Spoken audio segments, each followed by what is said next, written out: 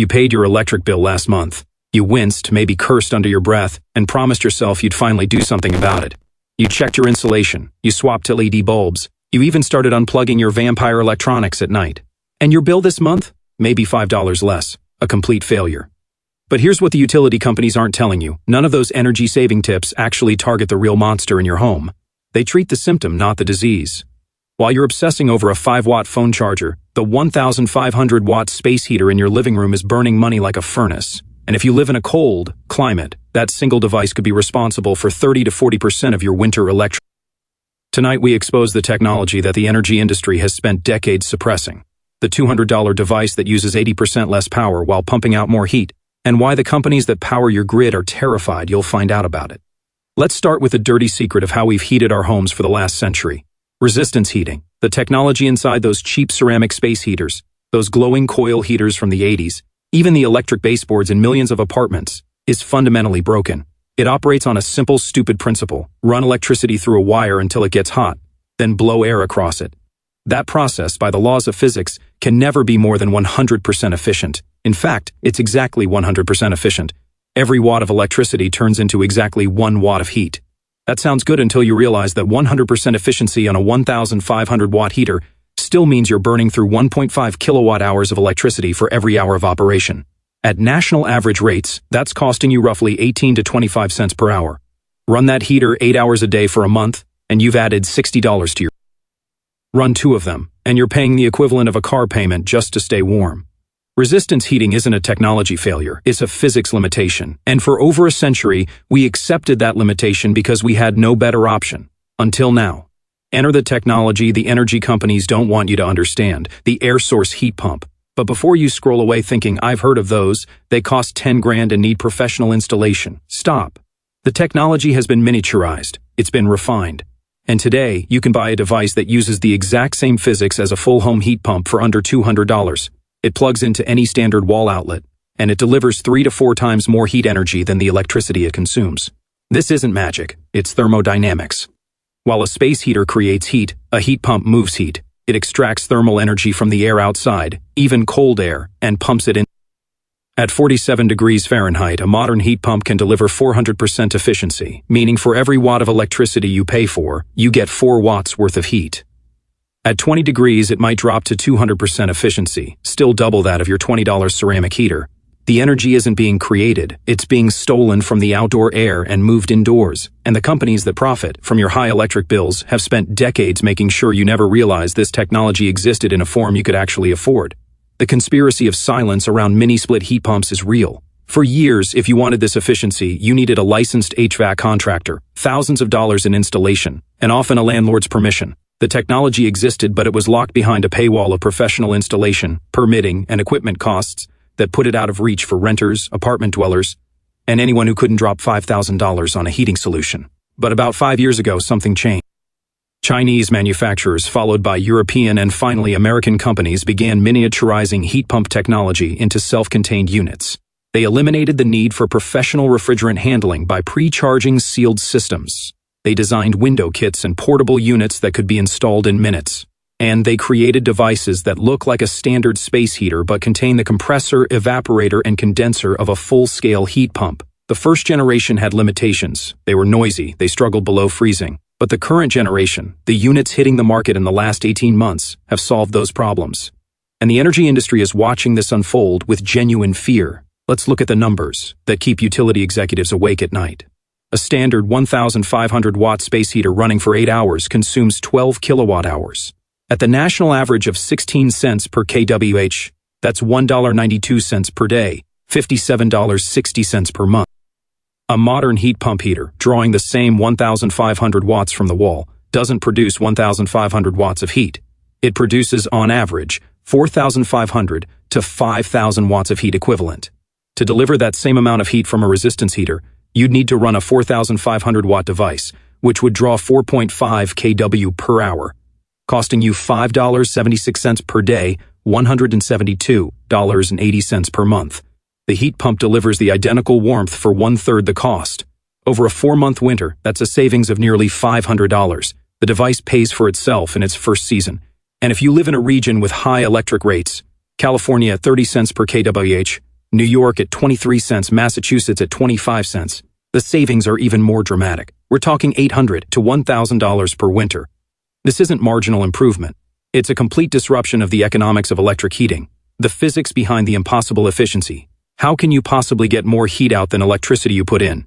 It violates the laws of thermodynamics, right? Wrong. You're misunderstanding what you're paying for. You're paying for the electricity to run a compressor and a fan, not to create heat directly. The heat itself comes from the outdoor air. Even at 30 degrees Fahrenheit, there's still substantial thermal energy in the air. The heat pump's refrigerant, which boils at extremely low temperatures, absorbs that ambient heat as it evaporates. The compressor then pressurizes that refrigerant gas, raising its temperature dramatically, just like a bicycle pump gets hot when you compress air. That hot gas then flows through a coil inside your room, releasing its heat as it condenses back to liquid. The refrigerant then cycles back outside, colder than the air, ready to absorb more heat. You're not paying to create heat, you're paying to pump heat from outside to inside, against its natural flow. This is the same technology in your refrigerator, working in reverse. Your fridge pumps heat from inside the box to your kitchen. A heat pump pumps heat from outside your house to inside. Neither creates cold or heat. They just move it. The $200 heater that's triggering the panel. The specific device causing the most concern in utility boardrooms is the new generation of dual-hose portable heat pumps. Unlike single-hose units that create negative pressure in your home, drawing cold air in through cracks, these dual-hose systems use one hose to intake outdoor air for cooling the compressor, and a second hose to exhaust that air back outside. They maintain your home's pressure balance while delivering true heat pump efficiency. Brands like the Medea U-shaped window heat pump, the Winter Dual Hose Portable, and the new Senville Mini Split-style window units have brought the technology to mass market. But the device that's truly disrupting the market is the latest generation of inverter heat pump spot units. Self-contained heaters that sit on your floor, plug into a standard outlet, and use a small drain hose or evaporation system to handle condensation. These units, priced between $180 and $250, can heat a 400 to 500 square foot room using 800 to 1,200 watts while delivering the equivalent of 3,000 to 4,000 watts of heat.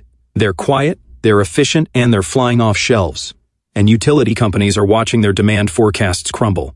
The suppression tactics energy companies have used. For decades, utility companies have had a quiet but effective strategy to slow heat pump adoption. They lobbied for building codes that required professional installation for any device that handles refrigerant. They funded studies exaggerating cold weather performance issues. They created confusing efficiency ratings designed to make consumers think heat pumps were only for moderate climates. And they quietly discouraged rebate programs for plug-in units while offering generous incentives for whole home systems that required professional installation and kept the technology expensive.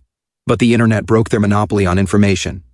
YouTube teardowns showed consumers how these units work. Online forums connected early adopters sharing real-world performance data, and manufacturers realized they could sell directly to consumers, bypassing the utility-controlled information channels. The result? Sales of plug-in heat pump units increased 340% between 2020 and 2023. The genie is out of the bottle, and no amount of utility lobbying can put it back. The cold weather myth debunked. You've probably heard that heat pumps don't work in freezing temperatures. That was true in 1980. The technology has evolved. Modern heat pumps use inverter-driven compressors that can vary their speed, allowing them to maintain efficiency down to much lower temperatures. The best units now operate effectively at -15 to -20 degrees Fahrenheit. But here's the critical insight for the $200 class of heaters: you don't need them to work at -20. Because when it's that cold, your central heating is running anyway. The plug-in heat pump is for zone heating, warming the room you're actually in while keeping the rest of the house at 55 degrees. In that use case, outdoor temperatures below freezing are common, but the heat pump still operates at 150% to 200% efficiency. It's still cutting your heating costs in half compared to a space heater. And if you're in a moderate climate where winters rarely drop below 30 degrees, you're seeing 300% to 400% efficiency all season long. The heat pumps don't work in cold weather argument is a fossil fuel industry talking point, carefully cultivated to protect gas heating markets. Real-world validation, the Minnesota test. In January 2024, a Minneapolis homeowner conducted a controlled test that went viral in energy efficiency circles. His home had a standard electric furnace as primary heat. He set up a dual-hose heat pump in his 400-square-foot living room, sealed off the rest of the house, and tracked his energy usage for 30 days. Outdoor temperatures ranged from 5 degrees to 35 degrees Fahrenheit. His living room remained at a comfortable 68 degrees throughout. The heat pump consumed an average of 780 watts per hour of operation. To produce the same heat with his electric furnace, he would have needed approximately 2,800 watts. His electric bill for that month was $87 lower than the previous January, despite similar weather. Extrapolated over a full winter, that's over $500 in savings. And this wasn't in a mild climate. This was Minnesota, in January, with a $200 plug-in device. The test results were shared across Reddit, Twitter, and energy forums, and utility companies quietly removed the posts from their sponsored content platforms. They couldn't argue with the data, so they tried to bury it. The installation simplicity that terrifies the industry. You don't need tools. You don't need a technician. You don't need a landlord's permission for most units. The newest window heat pump designs, like the Medea U, install in minutes without blocking your window view or compromising security. The portable units require no installation at all. Just roll them into the room, attach the window kit, and plug them in. This accessibility threatens the entire business model of HVAC contractors, who have historically been the gatekeepers of efficiency technology. It threatens utility companies who have built demand forecasts around inefficient resistance heating. And it threatens the fossil fuel industry, which still supplies the natural gas that heats 47% of American homes. Every plug-in heat pump sold is a small rebellion against a century-old energy infrastructure designed to keep you paying for wasted energy. The hidden costs of sticking with resistance heat. Beyond the obvious electric bill impact, there's a secondary cost most people never consider: your heating system's effect on your home's comfort and health. Resistance heaters, those glowing ceramic towers, don't just waste electricity. They create uneven heat, blasting hot air in one spot while leaving cold zones elsewhere. They dry out the air, causing respiratory irritation and static shock. They often run at full power constantly, cycling on and off in a way that creates temperature swings. Heat pump heaters, by contrast, deliver warm air at a lower temperature but continuously, creating even, comfortable warmth without the Sahara Desert dryness. They dehumidify as they operate, improving comfort at lower temperatures. And because they're moving heat rather than creating it, the air they deliver feels naturally warm, not scorched. Users consistently report that a room heated by a heat pump feels warmer at a lower thermostat setting than a room heated by resistance heat. That perception difference translates directly into more savings. You set the thermostat lower and feel just as comfortable. The payback math that destroys the utility business model. Let's do the full life cycle calculation. Purchase price, $200 to $250. Installation cost, $0 to $20 for a window. Annual savings, assuming you replace a single 1,500 watt space heater used 8 hours daily for 4 months, $460 at national average rates. Payback period less than 6 months. Over a 5-year lifespan, total savings $2,300. Now multiply that by millions of households. That's billions of dollars in lost utility revenue. But here's where it gets worse for the energy companies. As adoption increases, the demand curve shifts. Utilities plan their infrastructure investments years in advance based on projected peak demand. If millions of households suddenly cut their winter heating load by 60 to 70%, those utilities are left with excess generating capacity they've already paid for. They still have to pay off those power plants, but they're selling less electricity. Their only option is to raise rates on the remaining customers, creating a feedback loop that makes heat pumps even more attractive. This is the death spiral utilities fear most. Not competition from solar panels, not government regulation, but millions of individual consumers quietly opting out of the inefficient heating system they've been. The rental market revolution. Perhaps the most disruptive aspect of plug-in heat pumps is their impact on rental housing. Millions of Americans live in apartments with electric resistance baseboard heating, the most expensive, inefficient heating method in existence. Landlords install these systems because they're cheap to buy and install. The operating cost falls on the tenant. Until recently, tenants had no recourse. They were stuck with $300 winter electric bills. Now a tenant can buy a $200 heat pump, run it for their primary living space, and turn the baseboards off completely. Their electric bill drops by half. The landlord sees no difference. The utility loses revenue, and no one can stop it because the device plugs into a standard outlet and violates no lease terms. Tenant advocacy groups have begun promoting this strategy as a form of energy justice, and utilities are watching their multifamily customer base erode with no legal way to respond. In states with high electric rates, this shift could cut multifamily heating demand by 40% within a decade. The counter-argument: what about the cold air exhaust? Critics of portable heat pumps often point out that they exhaust cold air, which must be replaced by warm air from inside your home, creating a net loss. This is true for single hose units. But the dual hose design solves this completely. One hose draws outdoor air to cool the compressor.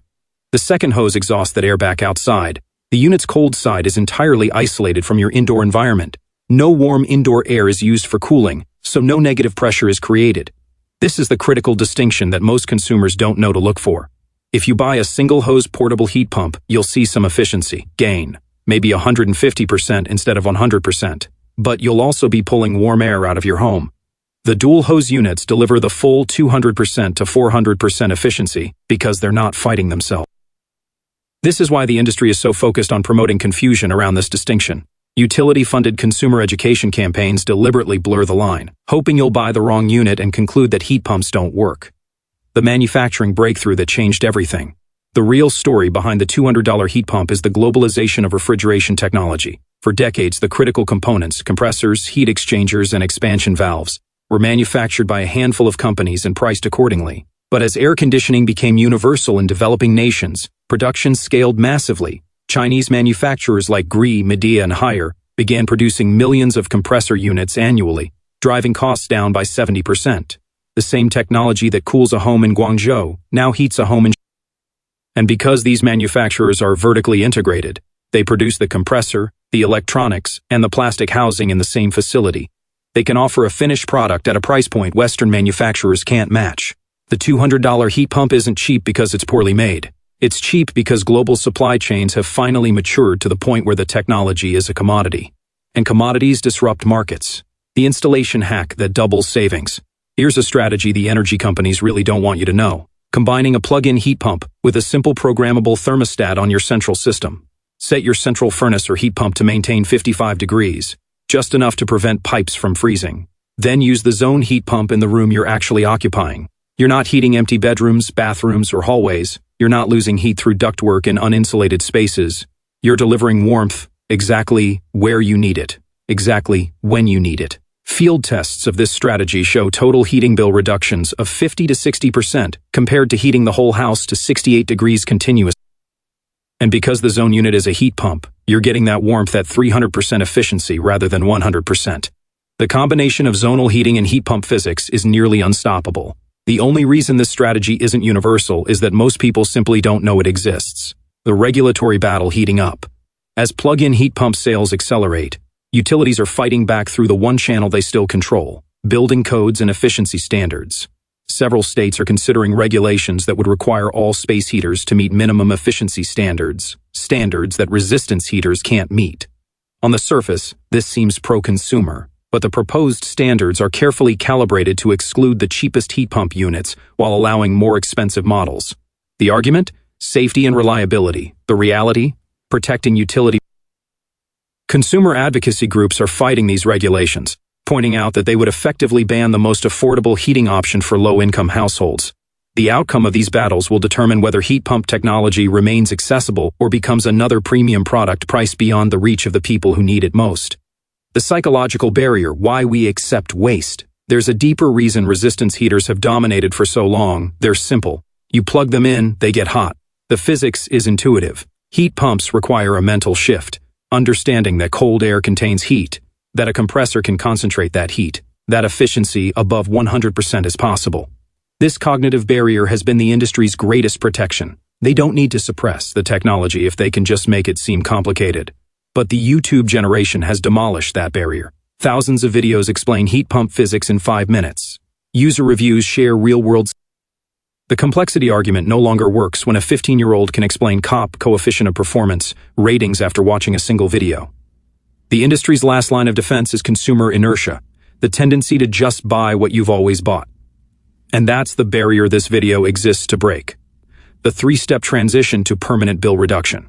Step 1. Audit your heating usage. Identify which rooms you actually occupy during cold months. For most people, it's the living room from 6 p.m. to 10 p.m. and the bedroom from 10 p.m. to 7 a.m. 2 rooms, maybe 300 square feet total. The other 1,700 square feet of your home doesn't need to be warm. Step 2. Purchase the right unit. For living areas, a dual-hose portable unit with at least 10,000 BTU of heating capacity. For bedrooms, a smaller unit or even a window-mounted heat pump. Look for an Energy Star rating and a COP, coefficient of performance, of at least 2.5 at 40 degrees. Step 3. Set your central system to minimum safe temperature, usually 50 to 55 degrees, and let the zone units handle occupied spaces. Track your electric bill for the first month. The reduction will be visible immediately, not gradual. Not you might see savings over time. Immediate, dramatic, undeniable reduction. The hidden benefit, summer cooling. Here's a bonus the energy companies really don't want you to calculate. Most of these plug-in heat pumps are also air conditioners. They reverse the cycle in summer, pumping heat from inside to outside. The same $200 device that slashes your winter heating bill also replaces your inefficient window AC unit in summer. That window AC unit, by the way, is also resistance technology. It's just moving heat, so it's actually efficient in cooling mode. But if you're already buying a heat pump for winter, you get summer cooling included. The payback period just got cut in half, and the utility loses revenue in both seasons. This is why the industry views these devices as an existential threat. They don't just reduce winter demand, they reduce summer peak demand too. They flatten the utility's entire load curve, undermining the economics of every power plant in their portfolio. The installation that takes 10 minutes. Let's walk through the actual setup so you can't be intimidated by claims of complexity. You unbox the unit. It weighs about 50 pounds, so you might want help moving it. You attach the window kit, a strip of adjustable plastic that fits most vertical or horizontal sliding windows. You close the window onto the kit, sealing it with the included foam. You attach the two hoses, one intake, one exhaust, to the back of the unit. You route them to the window kit and snap them into place. You plug the unit into a standard 3-prong outlet. You press the mode button until it says heat. You set your desired temperature. That's it. No refrigerant handling, no electrical work, no permits, no landlord approval unless your lease specifically prohibits window units, in which case a portable unit with a window kit that doesn't permanently alter the window is usually accepted. The entire process takes less time than assembling IKEA furniture. The maintenance myth dispelled. Critics will tell you that heat pumps require expensive maintenance, that filters need changing, that refrigerant leaks require professional service. Here's the reality for these plug-in units, they're sealed systems. The refrigerant never needs recharging unless the unit is damaged. The only maintenance is cleaning the air filter, a washable foam or mesh screen that slides out, rinses under tap water, and slides back in. This takes 2 minutes, once a month during heavy use. The outdoor coil might need occasional vacuuming if you're in a dusty environment. That's it. The maintenance requirements are identical to a window AC unit, which millions of Americans use without issue. This is a manufactured concern, designed to make heat pumps seem high maintenance compared to resistance heaters that have no filters. But resistance heaters have no filters because they're just blowing air over hot wires. They're also blowing dust, allergens, and in some cases burning dust that creates odor and respiratory irritation. The heat pump's filter is actually a benefit, cleaning your air while it heats it, the testimony that can't be ignored. Sarah M. from upstate New York posted her electric bill on social media last February. Her January bill with 2 ceramic space heaters, $387. Her February bill with 1 dual-hose heat pump heating her living room and bedroom, $212. Same size home, colder February temperatures, $175 saved in a single month. Her post was shared 47,000 times before the platform's algorithm stopped showing it. Why did the algorithm suppress it? That's a question for the platform, but the timing, coinciding with utility ad spending increases, raised eyebrows. Across consumer forums, the stories are consistent. People who switch to heat pump zone heating don't go back. They become evangelists. They calculate their friends' potential savings. They give heat pumps as housewarming. This isn't a product. It's a movement. And movements don't respond to advertising campaigns or utility lobbyists. The final truth. Why they're terrified. Energy companies aren't afraid of a $200 heater because it's a product. They're afraid because it represents a shift in consciousness. For a century, the relationship between consumer and utility has been one of dependency. You need them. You have no choice but to pay whatever they charge for the energy you require to survive winter. The plug-in heat pump breaks that dependency. It gives you a choice. It proves that you don't have to accept 100% efficiency as the ceiling. It demonstrates, in the most tangible way possible, your monthly bill, that the utility's interests and your interests are not aligned. They profit from your waste. You profit from efficiency. Every device sold is a small act of rebellion against that misalignment. And when millions of consumers rebel simultaneously, the grid itself must adapt. Power plants close. Rates restructure. Business models collapse. That's not hyperbole, that's economics. And that's why the industry is terrified. The 3-unit maximum strategy. For maximum impact without overinvesting, here's the optimal setup for most homes. Unit 1, a dual-hose portable in the main living area, sized for the largest room you regularly occupy. Unit 2, a window heat pump in the primary bedroom, sized for quiet operation and efficient overnight heating. Unit 3, a small unit for a home office or frequently used secondary space. Total investment, $600 to $750. Total annual savings, replacing resistance heat in a typical home, $1,200 to $1,800. Payback period 5 to 7 months. After that, you're effectively heating your home for free for the rest of the device's lifespan. This isn't a discount. It's a wealth transfer from the utility company to you. And it's entirely legal, entirely accessible, and entirely within your control. The psychological shift. To truly benefit from this technology, you must abandon the idea that heating should be set and forget. The whole house approach to heating is a product of the fossil fuel era, when energy was cheap and efficiency didn't matter. That era is over. The new paradigm is zonal, on-demand, intelligent heating. You heat the space you occupy, when you occupy it. You accept that empty rooms will be cold. You wear a sweater in the hallway. You invest that saved money in something that actually improves your life, rather than subsidizing utility company dividends. This isn't deprivation, it's prioritization. And once you experience the freedom of a $150 electric bill in January, you'll never go back to the old way. Your comfort standards will reset, your expectations will change, and the utility's grip on your wallet will be permanently broken. The environmental... Here's the irony. The energy companies can't escape. By fighting heat pumps, they're fighting the single most effective tool for reducing carbon emissions from home heating. Resistance heating powered by a coal plant is an environmental disaster. Heat pump heating, even powered by that same coal plant, reduces emissions by half because it uses 2/3 less electricity. As the grid gets cleaner, heat pumps get cleaner proportionally. They're the only heating technology that improves as the grid improves. The utility industry, which has spent decades fighting renewable energy, now finds itself in the position of also fighting the technology that makes renewables more viable. Heat pumps reduce peak demand, flatten load curves, and make it easier to integrate wind and solar. By opposing heat pump adoption, utilities are opposing their own long-term interests. But short-term revenue protection always wins in corporate strategy, even when it's self-defeating. The actionable next step. You don't need to replace your furnace today. You don't need to retrofit your entire home. You need to buy one device and try it for. Place it in the room where you spend the most time. Turn down your central thermostat to 55. Run the heat pump for a week and note how you feel. Then check your electric bill at the end of the month. The data will either convince you or not, but at least you'll have data. At least you'll have broken free from the cycle of accepting high bills as inevitable. At least you'll have taken control of your energy consumption rather than remaining a passive consumer. That's the real product here. Not the device, the agency. The knowledge that you can opt out of a system designed to extract maximum payment for minimum value. The inevitable future. In 10 years, resistance space heaters will be collector's items, curiosities from a less efficient age.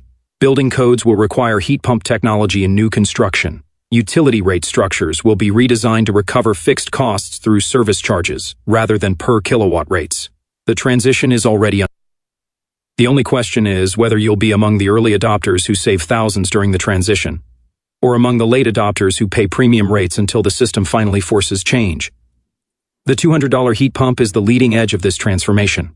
It's the Trojan horse that brings revolutionary technology into ordinary homes. And once it's inside, it changes everything.